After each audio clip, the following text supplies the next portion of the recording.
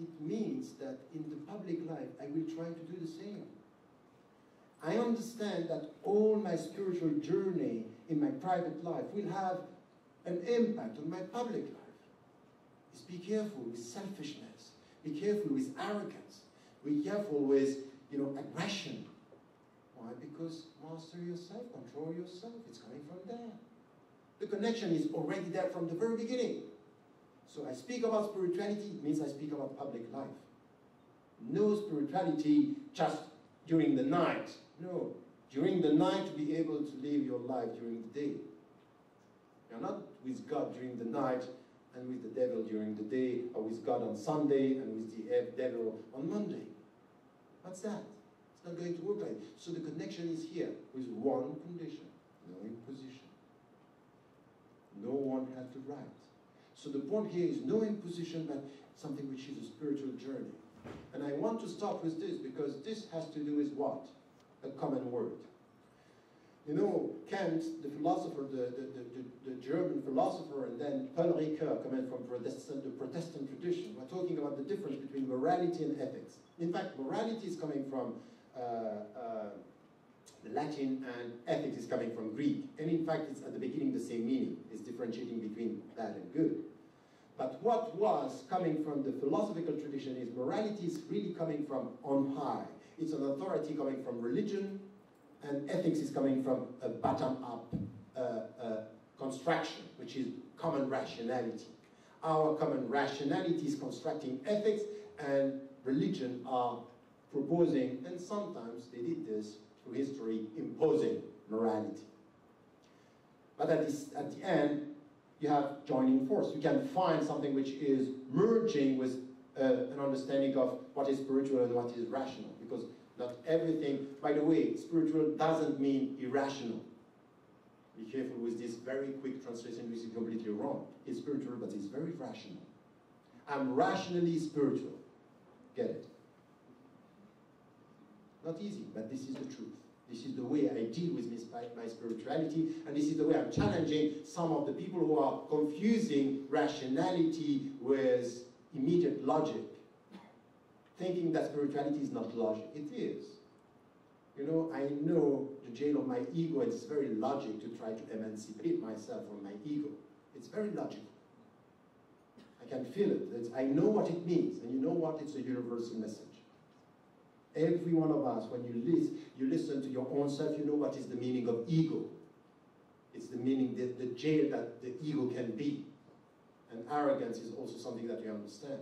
So the point here is really to come with this understanding that when we speak about spirituality and this understanding its face in public life, we are talking about this, and straight away, because we understand that it's a personal journey that we are going to share with people, there is a central word here, which is ethics.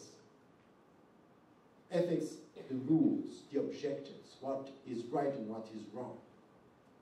So the common law are helping us understand that there is something which is an ethics that we are sharing. That my freedom ends where starts your freedom, that we should abide by the law, and this is a mutual respect. This is common ethics. And then we have personal ethics, private.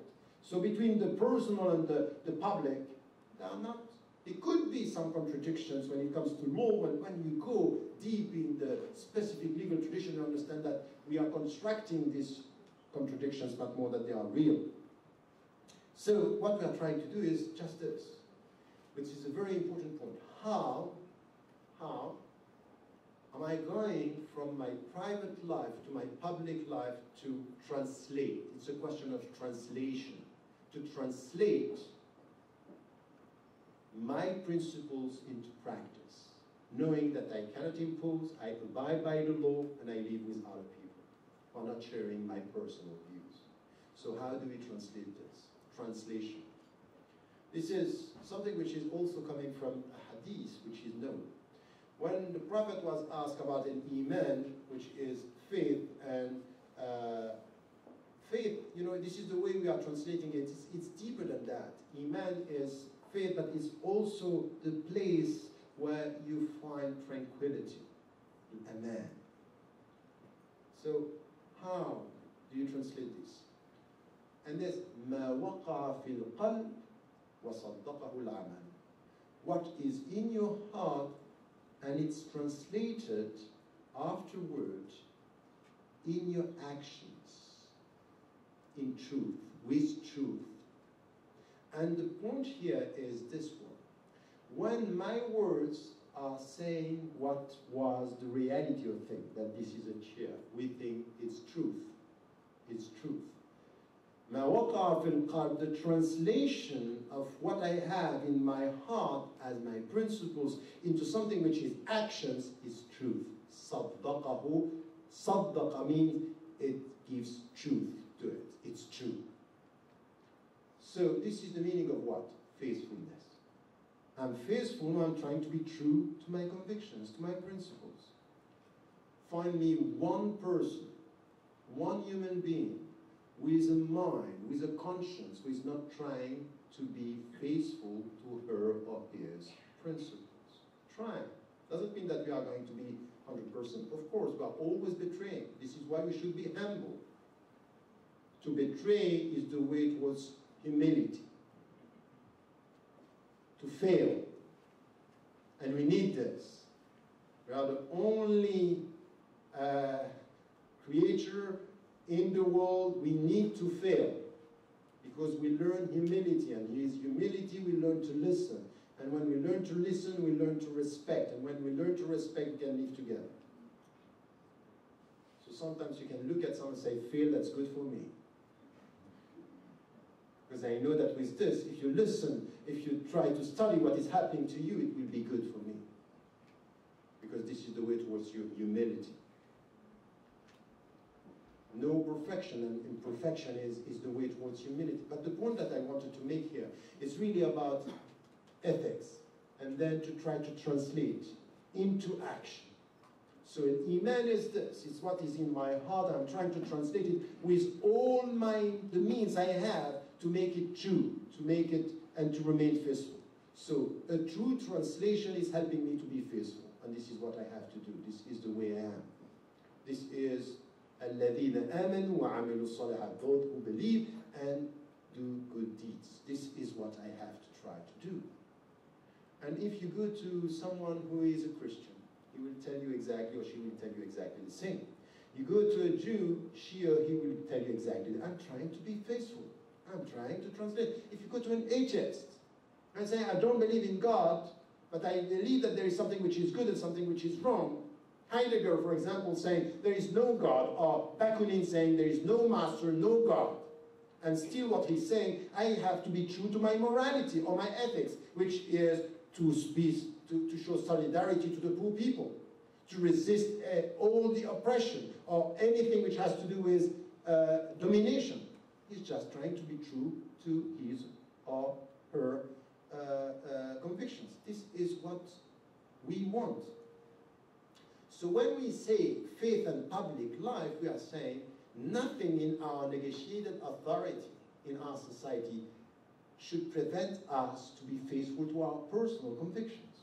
And if you are now faithful or also consistent with your own values, I can tell you that in Canada, for example, in almost all the Western societies, nothing is preventing us to be true to our faith in our daily life.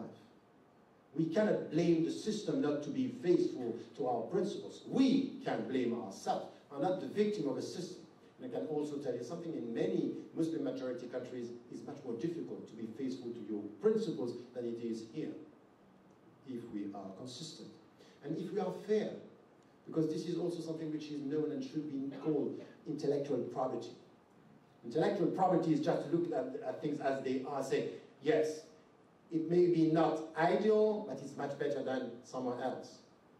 Stop idealizing Muslim majority countries and stop demonizing the West. But it doesn't mean that we have to idealize the West. It should be improved in our society. And some of the people who are leading now in the West, in the political landscape, they are very dangerous with what they want. They are promoting the old racism and coming back with something which is very dangerous for all of us. Emotional politics, as I told you. So here we are dealing with something which is a very important point.